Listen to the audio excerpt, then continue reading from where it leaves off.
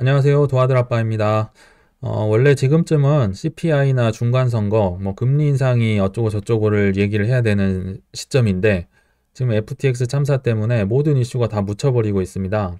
참 씁쓸하면서도 이 어려운 시국에 안 맞아도 될 매를 자청해서 맞았다고밖에 저는 표현을 못 하겠는데요. 아무튼 이 참사의 원흉, 저는 1순위, 2순위, 3순위를 알아봤고 또 향후 전망과 대책도 제 나름대로 정리해서 말씀을 드리겠습니다. 그러나 제 얘기도 정답은 아니므로 모든 투자는 신중하게 결정하실 걸 부탁드리겠습니다. 일단 요새 주제가 너무 어둡고 암울하고 하니까 가벼운 얘기 잠깐 하고 넘어가려고 일부러 월드컵 일정표를 가져왔는데요. 일단 아실지 모르겠는데 11월 21일부터 카타르에서 월드컵을 합니다. 이렇게 늦게 하는 건 저도 처음인데 어찌됐든 11월 24일 목요일 날은 우루과이랑 밤 10시에 붙고요. 또 11월 28일 월요일에는 이때는 가나랑 역시 밤 10시에 붙습니다. 다 볼 수 있는 시간이죠. 그리고 12월 3일 토요일에는 이제 포르투갈과 붙는데 요것만 밤 12시인 것 같아요. 그러니까 그래도 이제 토요일이니까 아마 다 경기를 볼 수 있지 않을까 싶고요. 좀 즐거운 일도 있다는 차원에서 잠깐 소개를 하고 넘어가겠습니다. 왜냐면 정말 경제위기 기사가 너무 많아요. 뭐 이제는 정말 식상할 정도로 레고랜드 설명드렸었죠. 그리고 흥국생명 있었고 IMF에 뭐 별의별 게 너무 많아요. 근데 흥국생명은 제가 설명을 예전에 못했던 것 같은데 정말 한번 짧게 말씀을 드려보면 이것도 결국은 신뢰가 무너졌다고 보시면 되고, 그러니까 기업이 돈을 조달하려면 채권을 이제 발행을 해서 이자를 주고 나중에 갚아주고 뭐 사는 분들에게 이렇게 하는데, 영구채라는 게 있어요. 정확한 이름은 신종 발행 증권. 근데 이게 영구채. 그러니까 기한이 그냥 영원히 갈 수 있는 거예요. 30년, 60년, 90년 뭐 이런 식으로. 근데 그러면 채권자가 돈을 못 받잖아요. 그러니까 사실 말만 영구채지 통상적으로는 5년째 되는 해에 무조건 사줘야 돼요. 그게 국룰이고 지금까지 한국에서 한 번도 그 콜옵션을 그러니까 그러니까 사주는 거죠.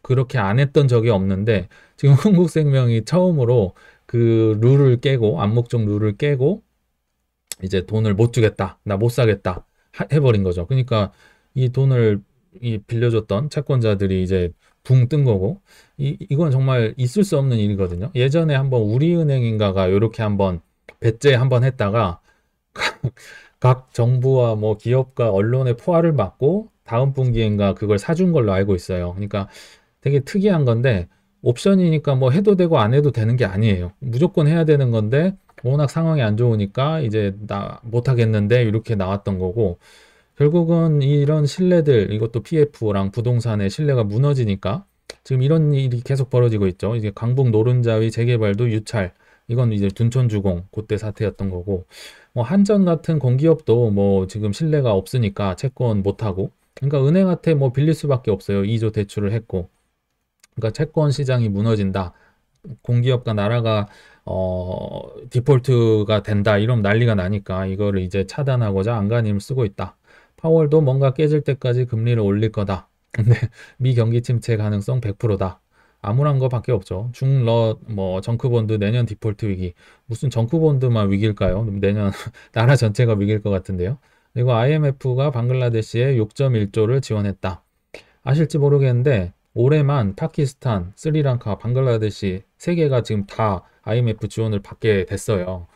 뭐 아시겠지만 그러면 이제 돈 빌려주고 이제 그 나라 좋은데 다 자산을 잠식을 하죠. 뭐 구조조정도 하고 자기 하고 싶은 대로 다 해버리는. 그러니까 이런 상황에 이제 채권이란 그 기업 자금 조달 방법도 막히니까 이제 은행만 바라볼 수밖에 없고, 그러니까 나라에서 계속 은행 목만 조르는 거예요. 기업들이 SOS 하면 다 받아줘 뭐 이런 식으로. 그러니까 당연히 뭐 대기업이든 중소기업이든 대출이 폭증을 하고, 근데도 불구하고 아슬아슬하게 지금 뭐 터질 것 같으면 나라가 막고 터질 것 같으니까 어떻게 막고 지금 이러고 있는 상황이죠. 그런 상황에서 그나마 제가 뭐 안도 랠리나 뭐 중간 선거 이후 랠리나 이 약간의 릴리프 랠리, 그 미드텀 랠리를 기대했던 이유는 FTX 참사 전에 한 줄기 빛이 보였는, 왜냐면 특히 한국 증시가 또 좋았어요. 정점 찍은 공매도, 이제 숏 커버링 시간. 무슨 말이냐면 한국이 그렇게 공매도를 많이 당해도 공매도는 이제 숏에 거는 거죠. 근데 숏에 거는 것도 이제 위에서 빌렸어요. 샀어. 근데 밑에서 위에서 먼저 팔고 밑에서는 사야 되는 거예요. 어느 정도 떨어졌을 때 수익을 확정 지으려면 밑에서 매수를 해야 되는데 그걸 숏 커버링이라고 합니다. 어찌됐든 사니까 이제 오른다는 말인데 뭐 그런 식으로 해서 숏 커버링으로 이제 주가가 오른다고 기대가 되고 있고 또 실적 회복이 임박된다고 하면서 IT 증권주 연말 랠리 뭐 산타 랠리 뭐 요새 좀 나왔잖아요. 그리고 이런 것보다 더 객관적인 지표가 이제 원화값이 최근에 54원 급등. 그러니까 환율이 떨어진 거죠. 강달러가 지금 주식과 코인에 안 좋다고 하는데 그게 지금 잠잠해졌던 거죠. 그러니까 달러당 원화값이니까 이게 오를수록 이제 주식 코인에게 좋은 거거든요. 뭐 중간선거 기대감도 있고 외국인들이 많이 매수를 했다. 요거는 뭐 객관적인 지표잖아요. 그러니까 이런 걸 토대로 그래도 어느 정도 좀 오를 거다고 기대를 하고 있었습니다.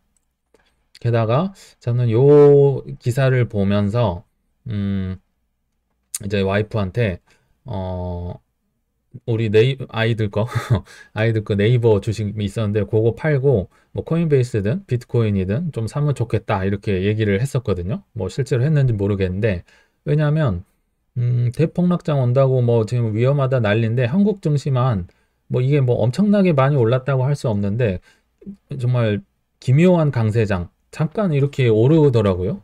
그러니까 지금 이게 어제 오후 늦게 기사거든요. 그러니까 뭐 네이버나 뭐 삼성전자나 이런 건 오르는데 비트코인은 바닥을 막 박박 끼고 있는 거죠. 그러면 이게 결국은 동조화가 될 텐데 왜냐면 우리도 힘들면 돈 되는 걸 다 팔아야 되잖아요. 뭐 부동산은 팔고 뭐 주식은 안 팔고 이거 없잖아요. 다 돈 되는 건 다 팔 텐데 그러면 이 주식만 좋고 코인은 안 좋다? 저는 이거는 지금 이런 경제위기 상황에선 아니라고 보고 그렇게 와이프한테도 얘기를 했던 거고 이거를 보면서 야 이거는 정말 거시경제와 상관없이 이번 FTX 사태는 정말 코인계의 단독 범행이자 우발적 범행이다 이렇게 판단을 내리고 정말 뭐 천재지변처럼 일어났다고 보고 있습니다. 그래서 어, 이렇게 생각을 했고요. 그래서 그럼 이제 뭐 대책은 뒤에 잠깐 말씀을 드리기로 하고 우리 한국 사회에도 그렇지만 책임 누가 지는 건데 이거 엄청 좋아하거든요. 이태원 사건에도 그랬었죠. 뭐 될 때까지 찾습니다. 그래서 저도 이 FTX 사태의 일단 원인을 1순위, 2순위, 3순위로 뽑아봤는데 일단 1순위로 뽑은 분은 정말 오랜만에 소환을 했는데요. 게리 겐슬러라고 생각을 합니다. 왜냐하면 지금 똑같은 사고가 몇 번이 반복됐는지 아실지 모르겠어요. 큰 거는 두 개예요. 테라루나 사태가 있었고 이번에 FTX 사태가 또 나온 거죠. 근데 사이에 나름 큰 게 셀시우스도 있었어요. 그리고 보이저 캐피탈도 있었고 3에로 캐피탈 보이저도 있었고 3에로 캐피탈도 있었고 잔잔하고 크고 작은 게 이렇게 많았어요. 그러면 이 사고가 반복되면 이거는 기업 탓이라기보다는 규제 당국의 탓이 되겠죠. 근데 이 게리 겐슬러는 지금도 아직도 뭐 SEC, CFTC, 뭐 FTX가 뭘 잘못했나, 고객 자금 어쩌고, 뭐 대출 관리는 어떻게 했고, 자꾸 처벌만 하려고 하고, 이제 뭐 CFTC, 뭐 법무부까지 나와서 조사를 착수하겠다. 어, 이게 말이 되나요?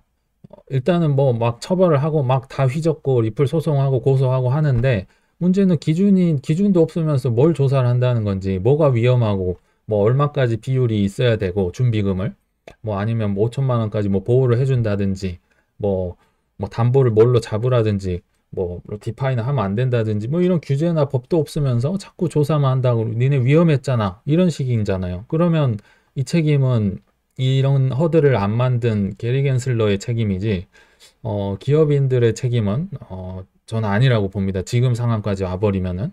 그래서 1순위로 잡았고 잘 알고 있어요. 게리 겐슬러도 최근 6에서 8개월 발생한 일들과 동일한 패턴이다. FTX 사태가 뭐 테라루나도 있고 셀시우스도 있고 잘 알고 있잖아요. 근데 왜 규제를 안 하느냐 이거죠. 그리고 이게 더 재밌는 건 CFTC 법안은 증권법 훼손이다. 법안 통과시키지 말아야. 이거 이제 뒤에서 설명드리겠는데 뭐 일기 쓰고 있는 거예요. 자기 생각을 얘기한 거예요. 증권법을 훼손했으면 뭔가를 뭐 제출을 하든 기준을 만들든 했어야지 뭐 자꾸 생각만 얘기하고 있고 언론 플레이만 하고 있고 왜 이러냐면 자기들의 이권 때문에 이걸 못 하는 거죠. 뭐 다들 아시겠지만 달러에도 위협도 되고 디파이를 한다고 하면 은행들이 또 반대를 할 거고 근데 그들의 로비는 또 좋고 그러니까 이걸 계속 질질 끌고 지금까지도 못 하고 있는데 이제는 뭐 뿌리를 뽑아야죠. 뭐 결단을 내든 물을 자르든 해야 될 시점인 것 같고 그래서 지금 오늘자로 또 코인베이스, 리플, 서클 CEO 지금 뭐 난다 긴다 하는 대표들 다 와서 규제 명확성 좀 제발 좀 해줘라 한 목소리 지금 하고 있는 거예요. 근데 이것도 재밌는 게 게리 겐슬러한테 간 게 아니에요. 어차피 안 해줄 거잖아요. 질질 끌면서. 그러니까 민주당의 그 엘리자베스 워런 상원 의원 세상에서 코인을 제일 싫어하기로 소문난 의원한테 가서 이런 얘기를 했던 거예요. 참 재밌죠. 코인을 싫어하는 사람한테 가서 제발 매라도 맞을 테니까 제발 규제해 주세요. 지금 이러고 있는 거예요. 그러면서 뭐 했다는 얘기가 이제 규제가 없으니까 지금 FTX도 지금 국제 인터내셔널 요게 문제가 생긴 거지 US는 사실 큰 문제가 없거든요. 그러니까 지금 미국이 규제를 명확하게 안 하니까 한국도 마찬가지지 다 외국으로 떠나고 있지 않냐 싱가포르로 떠나고 다 국제에서 한다고 지금 나가고 있지 않냐 이게 지금 무슨 말이 되는 거냐 뭐 지금 이런 얘기를 하고 있고 당연하다고 봅니다. 그래서 게리 겐슬러가 제가 볼 때는 앞으로 언론에도 더 자주 나올 거고 물론 뭐 계속 또 누구 혼내는 척 하겠지만 자기가 이제 뭐 단두대에 올라간다든지 조사 대상이 된다든지 그럴 일도 있을 것 같습니다. 제 생각에는. 그리고 이제 2순위로 자오장펑, 창펑자오를 넣었는데요. 사실 이 사람을 저는 1순위에 넣고 싶었는데 게리 겐슬러의 죄가 너무 크기 때문에 2순위로 억지로 넣습니다. 이 사람은 너무너무 큰 실수를 한 것 같아요. 제가 사적 감정을 주체하지 못하고 판을 엎어버린 대참사라고 했는데, 물론 싫어할 수 있어. 왜냐면, 뒤에서 로비하는 사람 지지하지 않는다. 예전에 제 형이 영상에서 말씀드렸지만, FTX가 CFTC랑 이제 SEC가 하도 안 해주니까, 이제 CFTC 로비를 하면서 법을 막 이렇게 추진을 하려고 했어요. 근데 그게 이제 나한테 좀 불리한 게 있었던 거죠. 뭐 예를 들면 중앙화 거래소에 대해서 좀 규제를 하려고 한다든지 디파이는 조금 은행들도 싫어하잖아요. 그러니까 디파이는 좀 안 하는 쪽으로 할까요? 뭐 이런 식으로 어필을 했겠죠. 근데 뭐 싫을 수는 있지만 이거를 그럼 뭐 공개적으로 만나서 얘기를 한다든지 뭐 이렇게 좀 신사답게 행동을 했어야 되는데 트윗으로 자꾸 전쟁을 하고 감정을 폭발을 한 거죠. 그래서 뭐 그거는 그거고 이건 이게 돼야 되는데 난 너네 거 뭐 FTT 그러니까 그 FTX의 지분을 많이 들고 있었잖아요. 그래서 나 그거 다 팔아버릴 건데 니네 이렇게 위험하게 해도 되는 거야? 뭐 알라메다 리서치의 대차 대조포 보면서 니네 자체 토큰이 왜 이렇게 많아? 이거 담보로 해도 돼? 뭐 이런 식으로 하면서 이제 감정 싸움을 하고 하다가 니네 거나 시가로 다 팔아버릴 건데 하는 건데 어 일단은 한번 물어볼까요? 위험하다는 기준이 뭔가요? 대차 대조표에 뭐 자사 토큰으로 담보를 잡지 말아야 된다는 기준이 있어요? 없어요. 법이 있어야 뭐 기준이 있어야 불법이든 뭐 때리든 할 거 아니에요. 위험해 보이는데 그러면서 나 위험하니까 다 팔아버릴 거야. 그리고 좋아. 위험해서 판다고 하면 장외 거래로 팔면 되잖아요. 뭐 다 받아준다고 했었고 알라메다 리서치에서도 22달러로. 근데 싫은데 나 시가로 팔아버릴 건데 이게 전 세계 1위 거래소 대표가 할 얘기냐고요. 정말 애도 아니고 결국 시가로 막 바이낸스로 진짜 다 옮겨가지고 막 팔기 시작한 것 같은데 그러니까 이 세계 1위가 그러고 있으니까 얼마나 공포스러워요. 그래서 뭐 이렇게 OKX 창업자도 이거 매도 결정 철회해야 그리고 나중에 철회한 것 같아요. 근데 뭐 이미 늦었죠. 게다가 이 대표란 사람이 FTX 그렇게 이제 힘들게 해놓고서 또 인수해줄게 하다가 뭐 서명했다고 하다가 물론 이게 확정적인 건 아니었지만 나 못하겠는데 뭐 이게 대표가 할 소리냐고요. 참 아무리 자기한테 뭐 얄밉게 한다든지 손해를 끼친다고 하기로서니 이렇게 사적 감정을 주체 못하고 세계 1위 거래소 대표가 이랬다는 게 믿기지도 않고 결국 자업자득이에요. 이제 자기가 뭐 이거에 대한 책임도 져야 되고 자기가 들고 있는 비트코인, 자기의 뭐 바이낸스 코인 다 가격 폭락했을 거고 자기가 이제 온몸으로 규제를 맞아야 될 거예요. 아무로 이제 강화가 될 예정이니까. 하여튼 뭐 다, 뭐, 자기만 살면 모르겠는데 다 죽게 되는 정말 어이없는 원흉이라고 저는 봅니다. 그리고 의외로 저는 3순위로 지금 다 샘 뱅크먼 프리드가 위험하게 관리했다, 뭐 어떻게 관리했냐 하는데 제가 한번 물어볼까요? 이 사람의 불법이라고요? 기준이 뭔가? 아까 말씀드렸잖아요. 위험해 보이는데 그 위험한 기준이 없다니까요. 자체 토큰으로 하지 말라는 법이 없는데 뭐 예를 들어 뭐 디파이도 하면 안 되는 거죠. 위험하잖아요. 뭐 기준도 법도 없고. 그리고 뭐 스테이블 코인도 하면 안 되죠. 그 돈 찍어내는 걸 그걸 누가 해요? 왜 오히려 그걸 더 위험하다고 봐야 되지 않을까요? 근데 또 USDC는 짝짝꿍이 맞아서 미국 채권과 달러를 담보로 하니까 안전해. 그 기준이 뭐예요? 미국 자기한테 이득이 되니까 하는 건데 기준이 없잖아요. 그래서 이 사람에 대해서 물론 뭐 잘못한 건 있겠죠. 위험하게 뭐 했을 수도 있고. 근데 기준이 없는데 거기에 대고 이 사람만 잘못했다고 한다? 저는 좀 아닌 것 같아요. 물론 다르게 생각하실 수도 있지만. 그래서 앞선 기사들을 좀 소개를 해드리면 SEC나 CFTC가 이제 미 법무부에서 FTX 조사, 뭐 법무부까지 조사한다 그랬잖아요. 고객 자금 및 대출 관리에 대해 조사한다. 말씀드렸잖아요. 기준이 없다.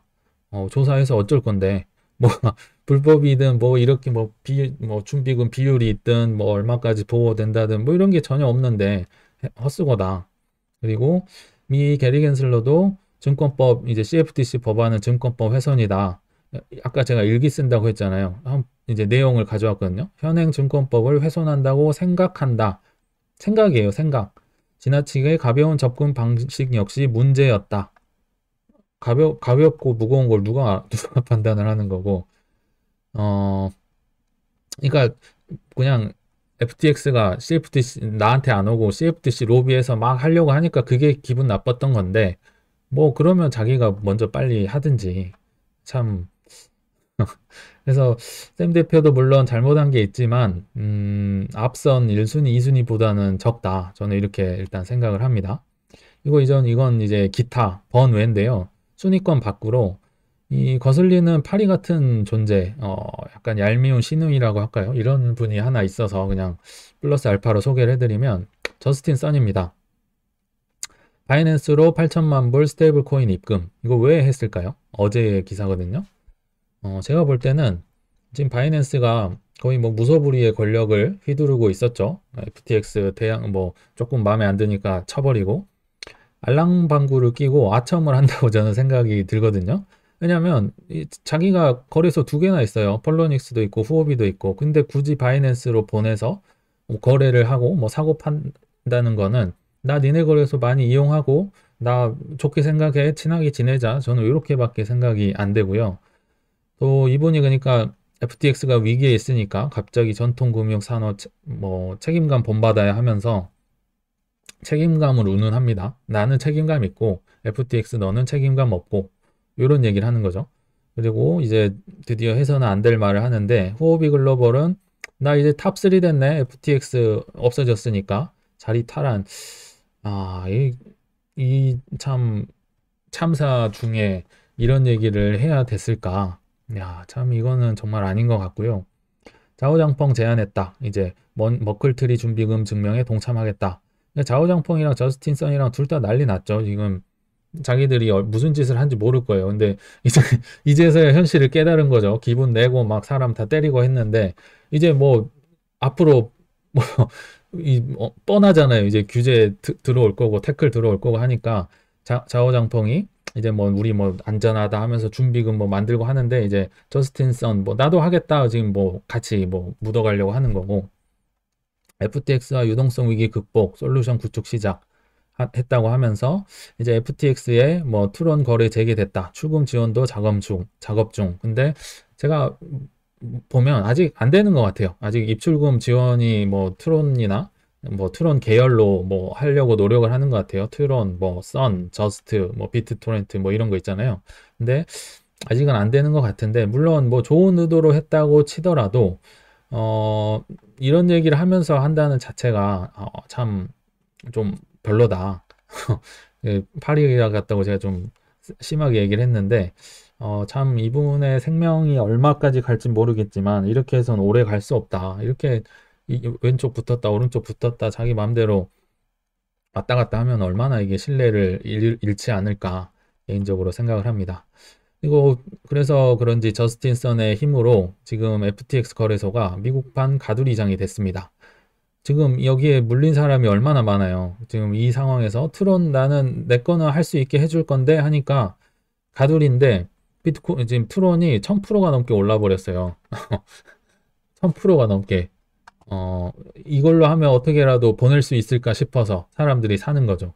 근데 지금까지는 뭐 나중에 될지 모르겠지만 아직은 안 되고 있는 걸로 알고 있고 또 FTX 거래소는 미국 주식을 토큰화해서 USDC나 뭐 이런 걸로 살 수 있게 돼 있어요. 그러니까 미국 주식 뭐 애플 뭐 구글 뭐 이런 게 다 있어요. 근데 여기도 가두리가 돼 버렸죠. 그래서 뭐 그레이스케일 이더리움 트러스트가 뭐 300%가 오르고 뭐 유나이티드 오일 펀드가 600%가 오르고 뭐 애플이 20% 오르고 무슨 뭐 구글 59% 오르고 난리가 났어요. 그러니까 참 FTX가 아직도 참사가 아직 해결이 안 됐다. 참 무거운 마음이 들기도 합니다.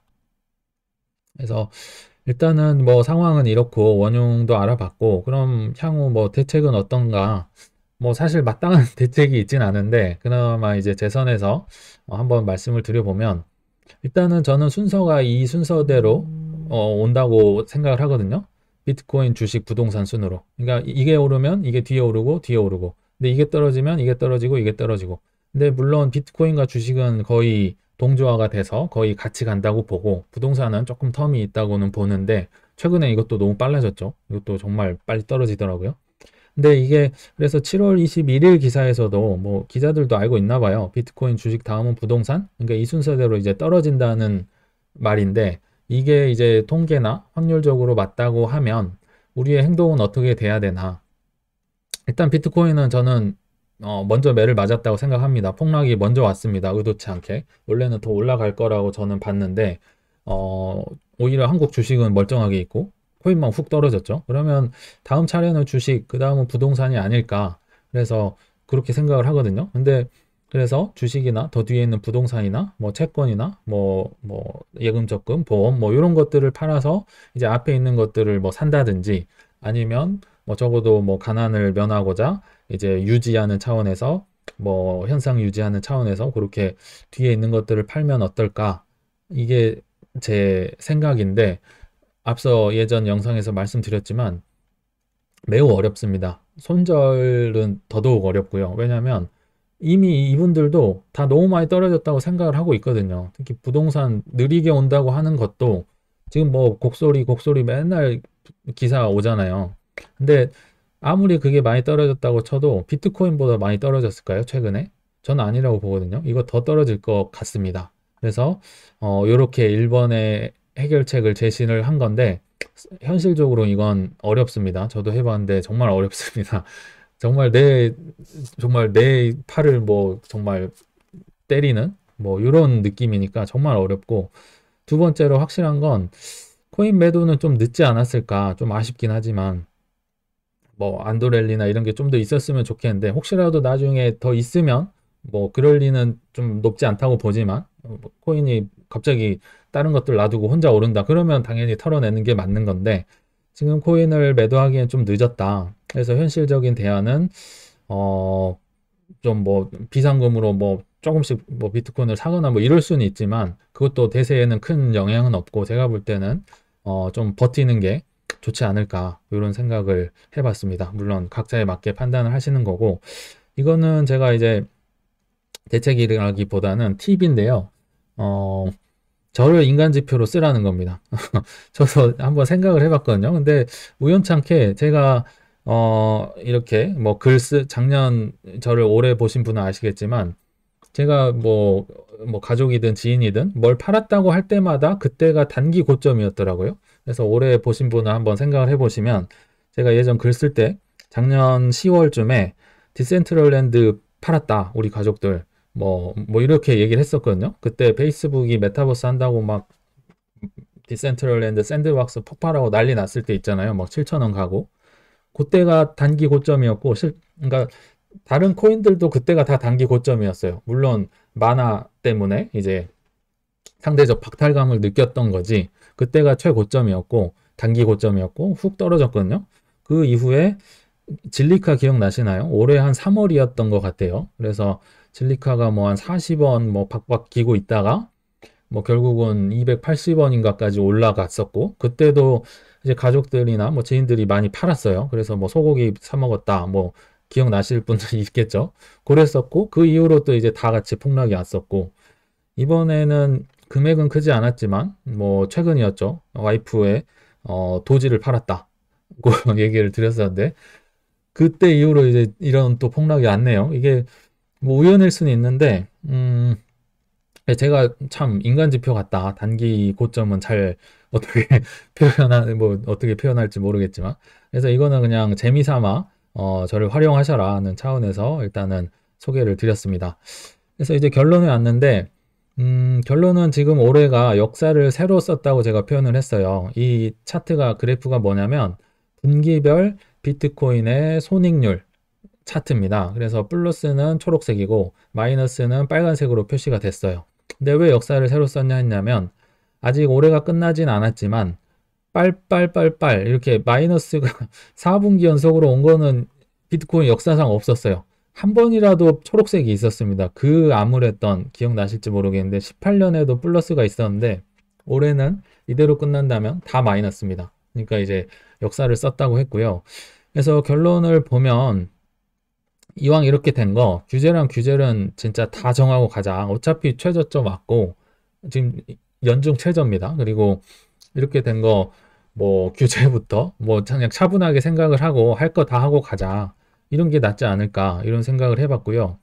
왜냐하면 지금 뭐 리플 소송부터 뭐 명확하게 안 돼 있으니까 지금 계속 질질 끌고 있었잖아요. 리플이 지금 몇 년이에요. 지금 2년이 넘게 소송을 하고 있는데, 물론 합법적으로 했으니까 그렇게 늘어졌긴 하겠지만, 이걸 제재하는 판사도 그렇고 SEC도 그렇고 뭐 CFTC도 그렇고 미국 정부도 그렇고 이제는 마음의 압박감을 좀 느낄 것 같아요. 이 문제가 한두 번이 아니라 지금 몇 번째인가요? 큰 것만 두 번째잖아요. 그러니까 문제가 또 한 번 공론화가 됐는데 지금까지 뭐 했냐? 한국 사회였으면 난리 났을 거예요. 지금까지 뭐 했냐? 지금 미국이니까 지금 이렇게 있는 것 같은데, 그럼에도 불구하고 조기 종료, 소송도 조기 종료하고 명확화를 하는, 조기화할 수 있는, 규제를 명확화할 수 있는 좀 좋은 재료가 됐을 거라는 긍정적인 생각도 해봅니다. 그리고 마지막으로, 이것도 긍정적일 수는 있지만 낙폭이 크면은 클수록 반등도 크고요. 반등 타이밍도 빨리 옵니다. 그리고 지금 빠른 최저점을 이미 갔죠. 뭐 더 떨어질 수는 있겠지만 빨리 내려갔다가 올라오지 않을까 생각을 하고 있거든요. 그래서 이 영상 찍기 전만 해도 정말 빨라봤자 23년 하반기에나 이제 스물스물 오를 거다. 내년 상반기엔 정말 안 좋다가 하반기는 최소한 돼야 뭐 오르든지 말든지 할 것 같다. 이렇게 예상을 했었는데 어쩌면 그 시기가 조금은 빨라질 수도 있겠다는 생각을 해봤거든요. 뭐 왜 그런 생각을 하냐면, 많이 오를수록 많이 떨어지고 또 많이 떨어지면 많이 오르고, 이게 뭐 역사적으로 반복이 됐잖아요. 한번 볼까요? 뭐 13년은 너무 이게 말도 안 되니까 제외하기로 하고, 17년 우리 기억하시죠? 대부분이 요때 다 들어오셨을 거예요. 저도 요때 들어왔었고 뭐 아름다웠죠. 뭐 11%, 123%, 80%, 215% 난리가 났다가 이 플러스가 컸으니까 당연히 낙폭이 크겠죠. 18년 초 49% 마이너스. 그러니까 플러스가 크니까 마이너스도 크고, 18년 내내 안 좋았죠. 그리고 이때도 마이너스, 잠깐 플러스였다가 또 마이너스 42%. 그러니까 너무 안 좋았으니까 이 마이너스가 컸으니까 이제 반등이 다시 왔고, 또 이때 정말 크게 왔죠. 스멀스멀 오르다가 정말 크게 왔고. 근데 다들 체감을 못 하실 거예요. 워낙 떨어져서 이게 커 보이는 거일 수도 있고, 또 이때 시진핑 빔이 있었습니다. 이때만 해도 중국이 애매하게 또 얘기를 하면서 뭐 블록체인 확보파 한다는 식으로 이렇게 얘기를 했었거든요. 그러니까 역사적으로 봐도 낙폭이 크면 최저점을 빨리 가고 반등이나 이런 시점도 빨리 온다. 이렇게 좀 긍정적으로 평가를 하고 생각을 해볼 수도 있을 것 같습니다. 그래서 결론은 매를 조금 남들보다 주식이나 부동산이나 빨리 맞았다고 생각하시고, 이 사태가 어떻게 수습되는지 인내심 있게 기다려서, 힘드시겠지만 다들 이번 고비 잘 넘겨내시기를 진심으로 바라겠습니다. 네, 시청 감사합니다.